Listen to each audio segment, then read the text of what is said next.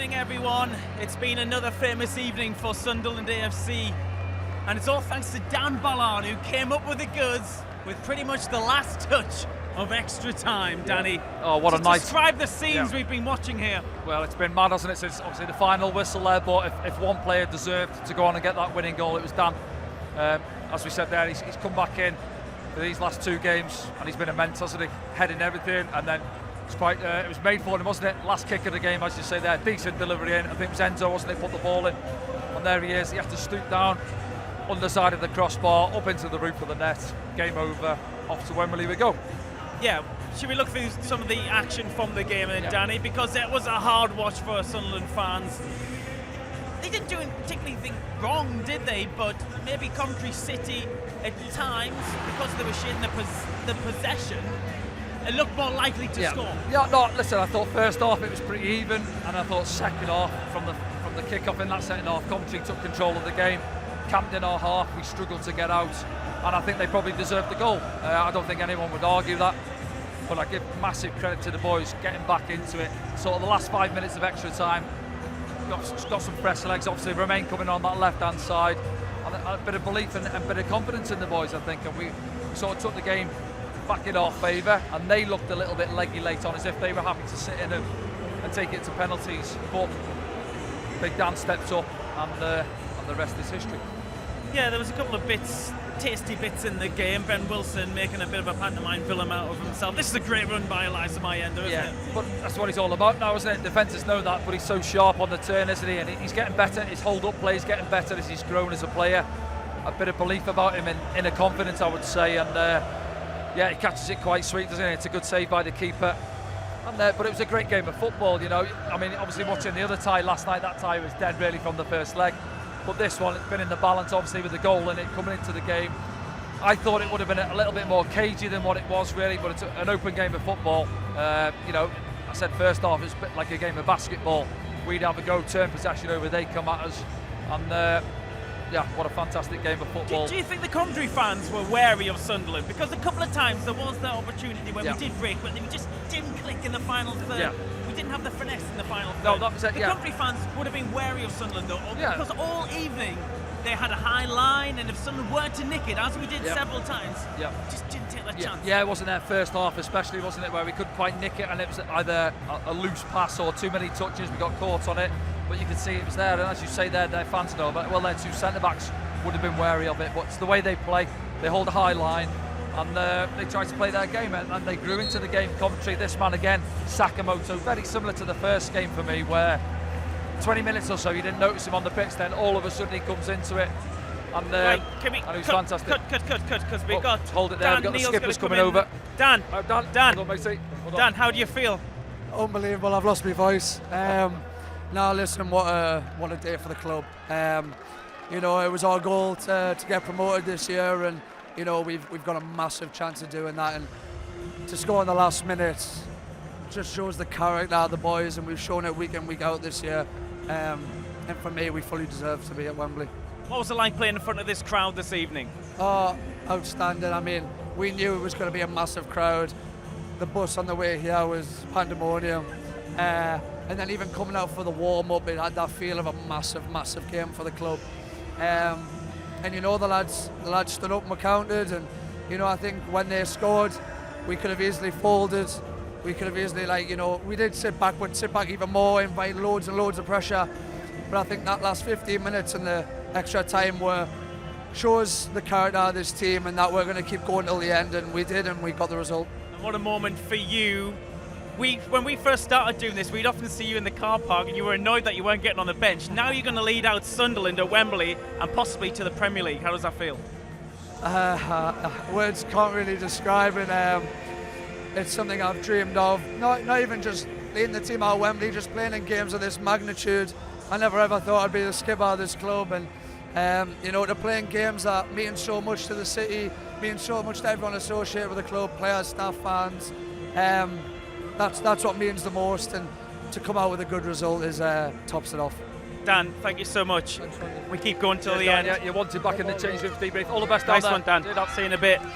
Dan Neil, and it's true that though, isn't it? When we first started doing this, we used to see a very young Dan Neil annoying most of the time because he wasn't getting on the bench of a League One side. Now he's going to lead his team out at Wembley. People obviously think of those shots when it was back in the League Cup final, wasn't it? When he was there, young lad, what was he, 9-10-year-old, something like that, wasn't he? Watching. Now he's going to be the other side of that white line with the armband on, leading the boys out in a week on Saturday, isn't it? I think the final is. So fantastic for him. And he called it there, as we've seen it, I think, where it felt like the game was almost getting away from us. Coventry come on strong, as we said there. They get the goal, but credit to him, as they did down at Coventry on Friday, where they got the goal, but we reacted really well, and we've done that again this evening. So, it's a massive credit to Dan and massive credit to the boys. Should we pick up where we left off with the highlights? Can we do that? Just play them halfway through.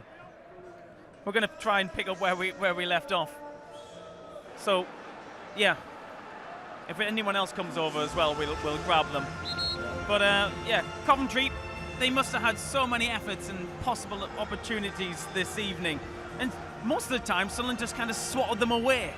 Yeah, it didn't really come to anything. No, but I think we'll see what Frank Lampard has to say. He would probably argue his side, being the away side, have probably been the better team tonight over, the duration of the game and the extra time. Where first half, I said there, I thought it was quite equal. They were the stronger side setting off, deserved the goal, started extra time strong on the front foot again, and then we got, as we said, got a second win and come into it in the setting off of extra time. So massive credit to the boys, because it's easy for them to go under then, where you're looking a bit leggy, you're looking for someone to come off the bench and give you a little bit more.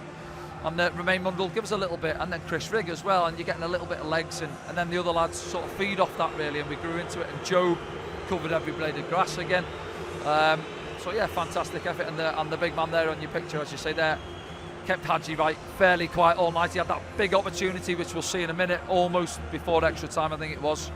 But regardless of it, it's not about performance as such over the course of the 180 minutes, well, plus the stoppage time as well. It's about the result, and we've managed to get over the line at the end of it. So to give a shout out to Ben, who's a Sunderland fan. He's driven up from London. He'll be at Wembley. We can stay at his house. That's what he says. He's just behind the camera there. Thanks, Ben. More of these opportunities. When you play that long, Danny, as a footballer, if you get a last-minute winner, it doesn't feel as bad the next day. The legs don't feel too bad. They might do tomorrow when they settle down. Right now, though, in the dressing room, what's it going to be like? It'll be massive in there. They'll be bouncing around, won't they? As I say, they've got a nice little breather to get the legs back, of course, before the final. But yeah, they'll be on a high tonight. Not too many will sleep in there, I wouldn't imagine. And certainly Dan Ballard won't be sleeping tonight. He'll be watching that over and over again. Right, and more opportunities. So. I don't know where we're at in this game. That's the second half, that maybe. That's Trey, isn't it, with the volley, that swings one, round on one. Yeah. But yeah, no, it was people say it's a good advert for the Championship, wasn't it? That's what you want from a playoff game, really. As I said, the other one was disappointing in a way. Was it finished 6-0 on aggregate? But massive credit to Sheffield United, of course. But this one was always in the balance coming here tonight, and people will be looking at Coventry's away record. It's not been great coming into it. Our home record, we'd lost the last 3, 1-0 at home coming into it tonight. So you don't know how it's going to go. And one or two might have got a little bit of stage fright with the big crowd and the expectation levels of the Sunderland fans, but they handled it really well. And as I say, give credit to Coventry as well, and Frank Lampard. Let's have a look at it back here now. Yeah, decent ball in, that man again, Van Ewijk, with another assist. And yeah, just again, Trey's been excellent all night as the two centre-backs, and he just gets a yard on him. Look there, he maybe thinks that Dan Ballard's going to deal with it with Hadji right in front of him, and that's all it takes. We've slowed it down there, but a split second in football is a long time, and he just gets across him and cushions it in that bottom corner. And we're thinking now, oh no, and it went quiet from a Sunderland point of view, and the Coventry fans were up. Well, to be fair, the crowd did their best to try and rally this. Yeah, they did. Yeah, once went into extra time, they can sense it as well, and you could feel that they were feeding again off the players, as I said there. But they got their legs again, the lads out there, and took control of the game. And it was Coventry towards the end of extra time who were starting to look a little bit leggy, or just sat off and thought maybe we'll just settle for penalties. And they actually had the corner as well, didn't they? The other end, we're thinking, this is the last opportunity now. And then 30 seconds later, Dan Ballard stoops and puts one in off the underside of the crossbar. Yeah, when you go on this long, Danny, what are you saying to each other out on the pitch? Are you trying to encourage each other through the closing moments? Or are you kind of just in like a daze? Yeah, well, you could see obviously the likes of Luke O'Nien, and I'm going to say some of the other experienced boys. There's not too many out there, are there? So we're trying to get around the boys and say, come on, we know what's at stake at the end of this here. It's a big opportunity for us. Let's not let it slip away.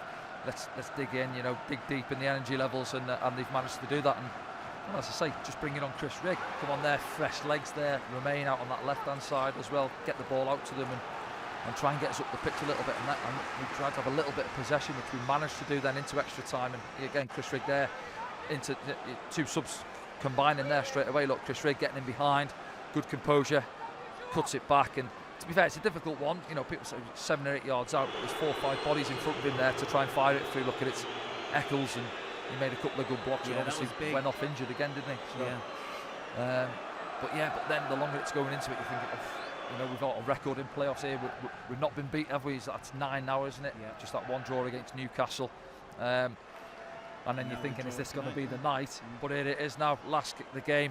And I didn't want to. I thought, Dan Ballard, it's made for Dan Ballard. This, decent delivery, because he's been immense over the 2 legs, and then just give him a decent ball to go out. And even in there, look, he just comes away from his marker and he just scoops down, doesn't he? And you get a great angle of it from one of the other angles in a second.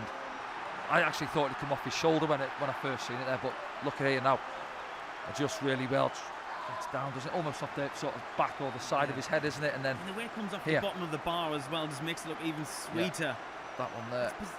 And the keeper thinks, oh no, favours him, and he's earned that little bit of luck off the underside of the crossbar, hasn't he? And shirt was off. And look at the celebrations down there.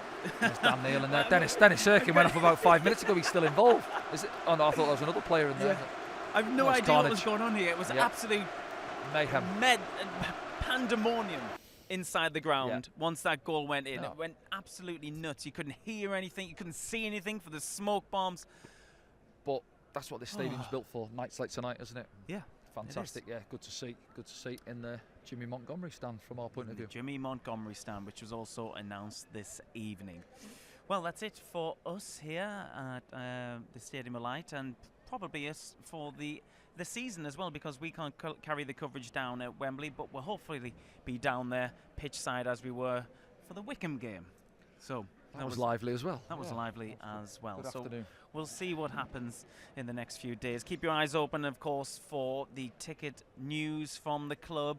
They'll get that announced as soon as possible. There'll be people working through the night, no doubt, to try and get that to happen for you. So keep an eye on Sunderland social media channels and the website for news on tickets for Wembley. Danny, we go again this season. Till the end. Till the end. We'll see you soon. See you next time.